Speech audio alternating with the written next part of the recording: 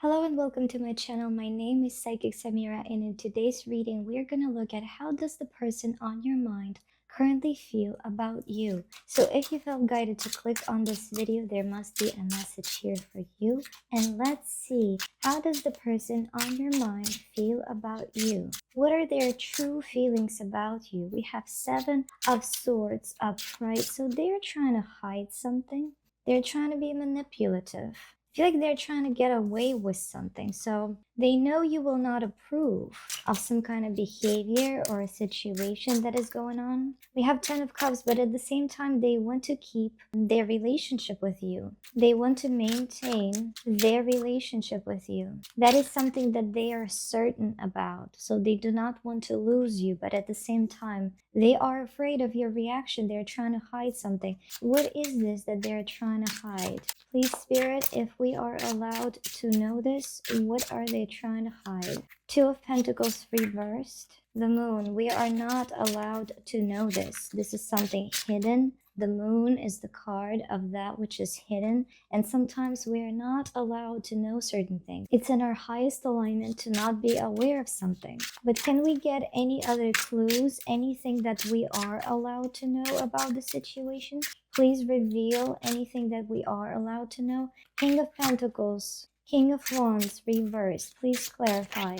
So they're not who you think they are. Please clarify. The Empress, the Nine of Cups, the Ace of Swords. So there are a few messages that I'm receiving with this. They're not who you think they are. They're not being fully honest with yourself, but also what I see here is that this is a reflection of you not being honest, fully honest with yourself and them as well. And sometimes we might be not honest with other people, not because there is a malicious intent, not because we want to lie to them, not because we want to confuse them, but because we are not fully aware of our personal truth ourselves. So for example, if you grew up in a family where you were not able to be authentic whenever you spoke your mind and you were authentic, you were punished, for example, with negativity and judgment. So you spoke what you thought and you were kind of judged for that. So you learn that it is not safe for you to be authentic.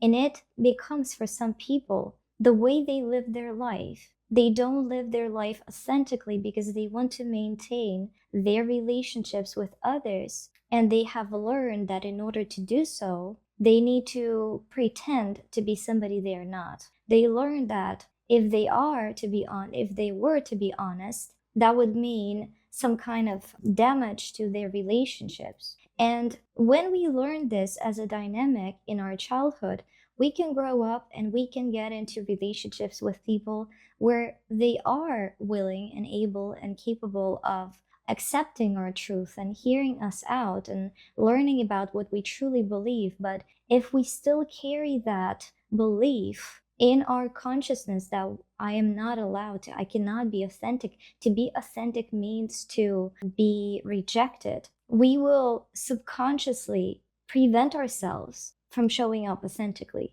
And this is a very specific message, and this is a very nuanced message. Both you and this individual, you're not being fully authentic in your relationship, not because there is a malicious intent, but because you have learned sometime along your journey that that's not safe to be authentic. You are afraid that if you were to be who you are fully, you will be rejected. So you kind of mirror one another. You mirror one another.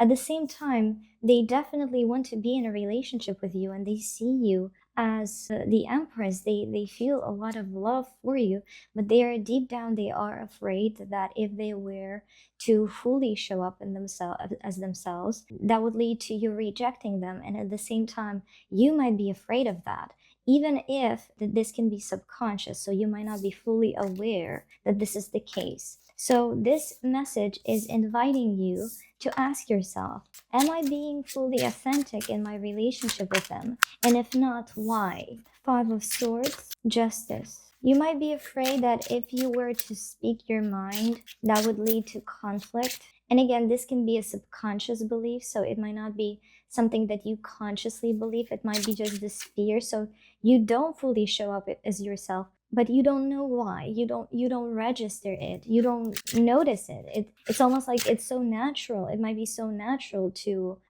pretend and try and match people's expectations in order to avoid conflict, in order to avoid rejection, in order to avoid being abandoned. And what this does is, when you do that with yourself, that energetically attracts people into your life and relationships into your life that will mirror that to you. You and this person mirror to each other this situation, this fear of being seen, because you associate it with potential rejection. So what is the advice? What is the advice? What do the cards advise to you? Temperance in reverse, and I wanted to turn it upside down. So becoming aware of this dynamic, choosing to be more authentic, choosing to show up more authentically, and also making the other person comfortable to express who they truly are. So the way this can be done is by talking to them about this. You can be yourself with me. I'm open to see you for who you are. I'm not going to reject you. I'm open to learn about who you truly are. And being vulnerable with them yourself, and kind of extending this help. This is a card of help, extending this grace to them, okay? Making them feel comfortable to show who they truly are, because this can be terrifying for people. It can be terrifying to show who you truly are and then be rejected.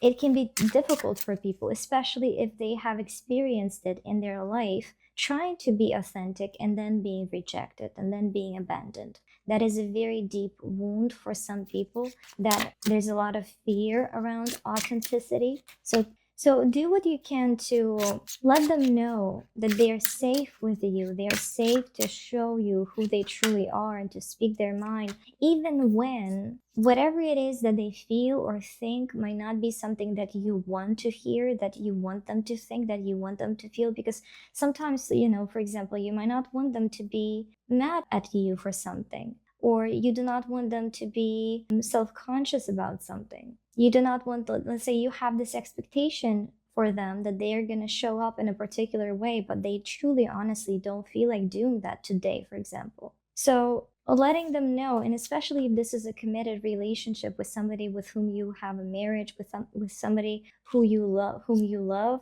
and with whom you want to have a long-term stable relationship, creating that space, for holding that space for them. You can tell me the truth, even if you know it's going to upset me, and I'm strong enough and I love you enough to be open to it, and to accept it. And I'm not talking about abuse. So if this is somebody who just wants to talk you down, you don't have to accept that. That's not about that. This is a message for people who are in a relationship with somebody who loves them, and somebody who you love, with somebody with whom you have respect, and there's no abuse involved. This is not about allowing abuse. This is just about allowing the other person to show their weakness, to show their doubts, to show their downsides, if you will, and holding space for them to just be themselves, without pushing them away, without them having to fear your rejection and being abandoned. So this is your message, and if you enjoyed this reading, please like, share, and subscribe. As well as, if you would like to get a personal reading, you can find the link for that in the description of this video. Thank you so much for watching, and bye.